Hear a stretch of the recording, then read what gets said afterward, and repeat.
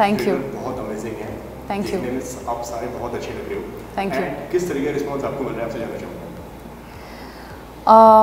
बहुत ज़्यादा अच्छा लग रहा है बिकॉज एक्सपेक्टेशंस थी कि पहले तो कहा गया था कि अंतिम is the underdog of the year, and right now everybody is expectantly waiting for everybody to watch the film, so that's quite exciting, and we can't wait for everyone to go back to the theaters and witness the magic of the big screens, because it's high time that we have been waiting for it.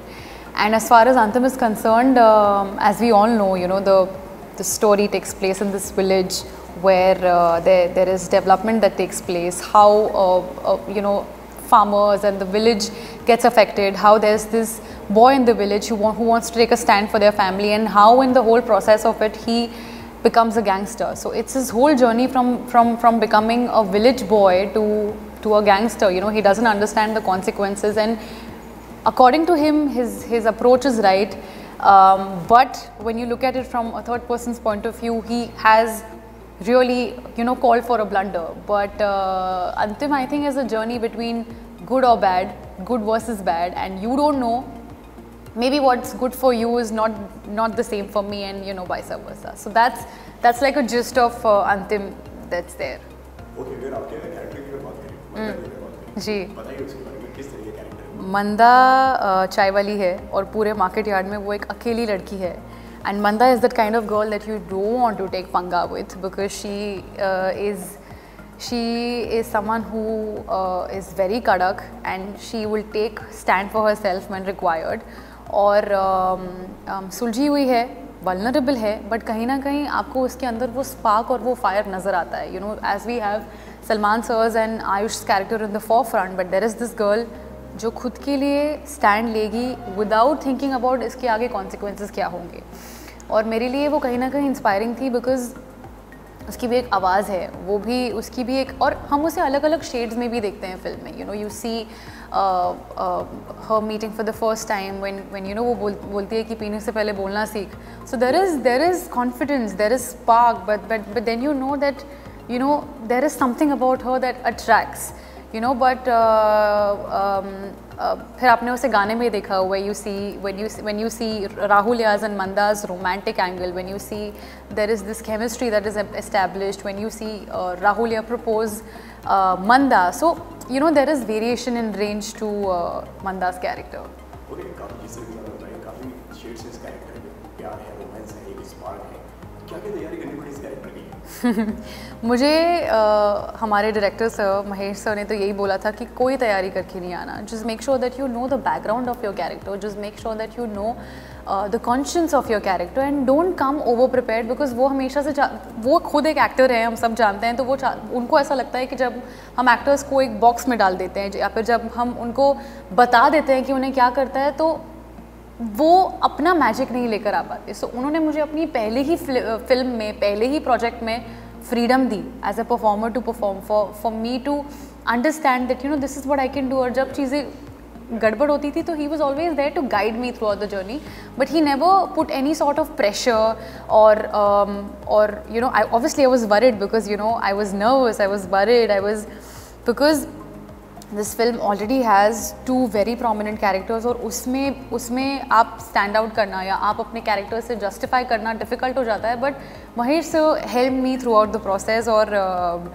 मतलब कौन उनका fan नहीं हो सकता. तो बिल्कुल उनका आसपास रहना ही मेरे लिए एक इंस्टीट्यूट की तरह था. He was nothing less than an institute for me, and बहुत कुछ सीखने को मिला उनसे. बट प्रेपरेशन तो यही थी कि be spontaneous, be into your character, but come to the set and we'll see what unfolds on the set. जिस तरह से आपने बताया कि महेश ने बोला कि आप फ्रेश माइंड लेकर आना, एकदम फ्रेश. बिल्कुल. बट ये तो वही कहने की बात है, लेकिन पर्सनली कितना प्रेशर हो जाता है जब आपके सामने सलमान खान, महेश मांजरेकर, तो वो कितना प्रेशराइज हो जाता है वो सारी चीज़ें? बहुत ज़्यादा प्रेशराइजिंग था, because the fact that Salman sir and Mahesh sir believed in me, they both saw some sort of potential in me.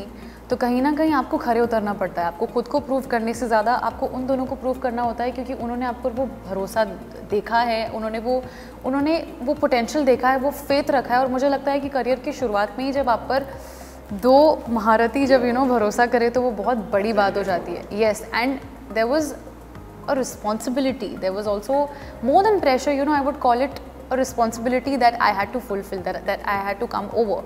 So I think I have given my best. I've tried to be as honest as I can. But कहीं ना कहीं जो मेरा TV का experience था, जो काम किया है, इतने जो characters portray किए हैं, sometimes I feel all those experiences have helped me to be confident in front of the camera. So I think मैं इस फिल्म की जर्नी को मैं TV को ओ करना चाहूँगी कि मुझे ये फिल्म मिली है, and it's because of everything that I have done before Antim. मुझे ऑडिशन के लिए बुलाया गया. Mahesh sir took my audition by himself, and within the first scene itself he had some sort of conviction that he saw Manda in me. And I was absolutely taken aback with his conviction and with his belief that, are you sure this has this really happened? So that's how it happened. And I think I was a year ago, I was noticed on the sets of Bigg Boss when I met Salman sir to promote my television show. So I think I was destined to do this. I think kahin na kahin likha tha ki and also I was the last person to get cast on the film. So I think I had no time to even digest, admit and prepare that this has finally happened. But I think I've given my level best to the character, and I hope I've done justice to the faith. What was your first reaction जब आपको इस film के लिए बुलाया गया और आपको बताया गया कि ये ऑडिशन की है, महेश ने बताया कि ये अंतिम के लिए एंड हम आपको इसे सपोर्ट के लिए करने वाले. So what was your first reaction जो पहले दिमाग में आया? I was absolutely apprehensive.